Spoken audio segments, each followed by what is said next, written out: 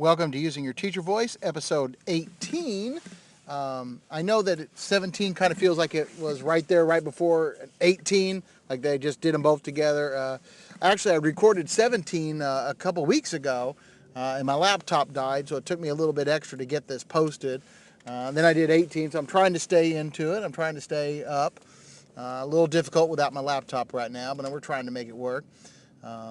I know in my first post I talked about when I was blogging, writing, how it was hard to find time to do it all the time. And, the podcast is working better for me, but I still need to kind of force myself sometimes to carve out some time. So we're still working on it. But welcome to episode 18. Tonight, talking about some of the challenges of digital learning. We've been celebrating Digital Learning Day and some of the things around that.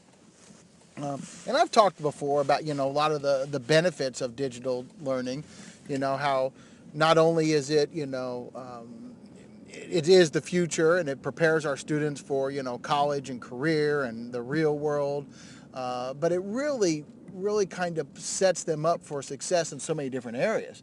And I think that's one of the great benefits. You talk about collaboration and expressing yourself in just in non-face-to-face situations. You talk about digital citizenship and all those things. So digital learning is great and has so many benefits. The challenges, though, to digital learning are many. And tonight I just want to touch on a few of them. I don't mean to say that, we can't have digital learning because of these things, nor am I going to say that they are excuses. But they are definitely some things that might be holding us back from doing this more. Obviously, one of the biggest challenges to digital learning is just the cost, or at least the perceived cost of it. I know that not every school has a one-to-one program like my district does. And I don't think you need one-to-one necessarily to do digital learning. There are ways around it and ways to do it in there are other manners in which to do it. But there is a lot of cost involved with that. Because you do have to build up not just the supply of devices, but you have to build up that infrastructure. You have to be able to provide a network that works. One of the biggest challenges we had the first year that we were one-to-one is just the slowness of the network. And then the third year when we added all these other devices to it, we sent it from the high schools all the way down through the middle schools. The first few months with having all those new people on there, the first thing in the morning, the network was horribly bogged down, and we had to work around that. The challenge, though, wasn't so much working around the network, the problems that we're having, but what that did to us. A lot of times when the network isn't, as robust and maybe things are slow and people just don't, think it's really working well, that takes away from the experience and it kind of sours people on it. They don't really want to get involved with it. They don't want to trust it. They don't want to use it, or they want to just kind of retreat, especially when they weren't necessarily 100% sold on it, or they're scared or intimidated by it. They use it as that excuse to run away. So obviously, there's some costs there.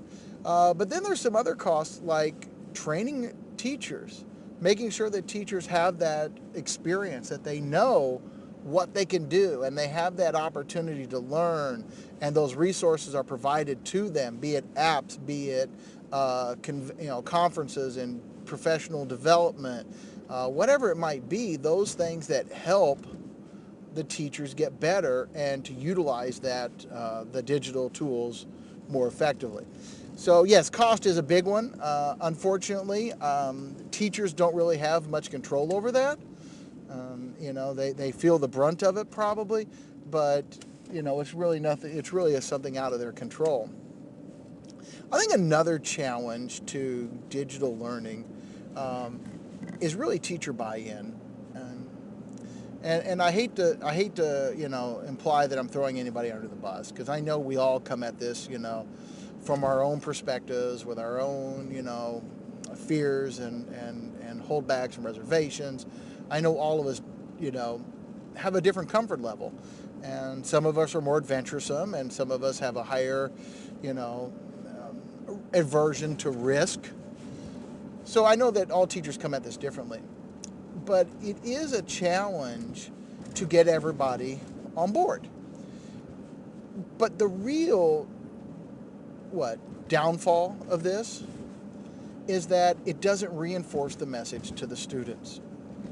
One of the things I've been really focusing on this year is explaining to my students the relevance of the assignments. I know that my students the vast majority of them are never going to need to know Shakespeare after they graduate high school. They're not. Or Fahrenheit 451 or 1984 or whatever it might be that we're reading. I know that they're not going to need that. Maybe on a trivia question somewhere, maybe, but most all my students are not going to be English majors. But what I do try to impress upon them is, how will this be used? What is the message that you can take from this? What is the life lesson? And it's all about, reading into things and drawing those inferences. And then, can you use this to visualize your future? You think about 1984. I had a student who made a great comment. The question was, what is something 1984 predicted? And his answer was spot on, and it was horrible food. And when I asked him about it, he's like, yeah, look at the cafeteria. We're like limited in what kind of food they can serve and how much salt they can use, and you can't fry it and everything, and the food just doesn't taste good. And I was like, that's a great analogy, and that's a great inference that you drew from the text. So, I really try to impress this upon the students. But, the problem is when they go to one room and, they're utilizing these tools and they're expressing themselves and they're creating great content to demonstrate their learning. And then they go to the next room and the teacher's like, okay, put away your netbooks, get out your pencils, here we go. Turn to page 18. And, it really is kind of difficult to reinforce that message of how important digital learning is, or the digital tools are, or how this is going to be used in their lives every day after they walk out of our building, whether they go to college or career or military or whatever, when they're not using it all day every day. It's hard to reinforce that lesson. So, that is a challenge. That's a drawback, and that's something that may hold us back from really realizing the great potential of digital learning. I think along that same lines too, that students, because they're not being pushed in multiple areas at the same time, they don't necessarily see all the things that they can do, all the possibilities they can do with digital learning. The best, when ed tech works best is when students are taking a digital tool and using it to demonstrate what they learned, to apply the knowledge to something, and create new material based on what they've learned. That's when ed tech works best. And if we're not using it across the board, there's not a lot of opportunity for them to do so, and it becomes much more difficult because they're not as familiar with the tools, and it doesn't, again, reinforce that message. Let's talk about another challenge to digital learning. And a friend of mine that I teach with, he and I talk a lot about some of the downfalls in education right now, the places where it just seems to be breaking down. One of the areas that he and I have talked about several times is how there's a trend with students to not explore, to not try new things. We talked about before he and I have talked about before, where students, maybe not a majority of them, but it's starting to become more noticeable, how they don't want to try to tinker with something and just find out how something works. They just want the answer. Tell me what I have to do. Give me the rubric so I can fill in the blanks.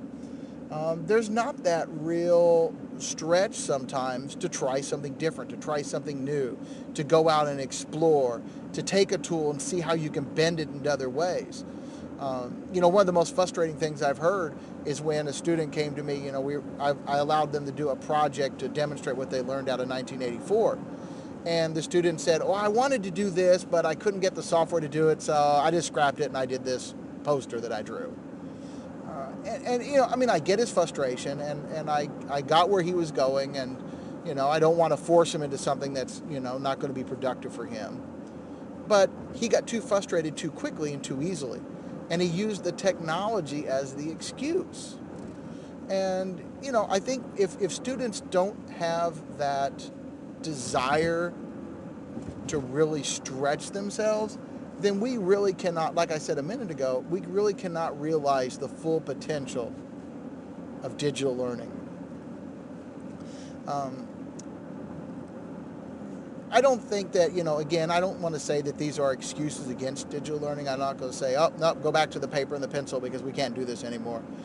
But I think there are challenges, and I think that they are things that we as teachers need to, first off, realize might be holding us back, and then working together, working with our PLNs and working with students, how can we address these? How can we change this culture? How can we make digital learning really be the effective tool that it can be?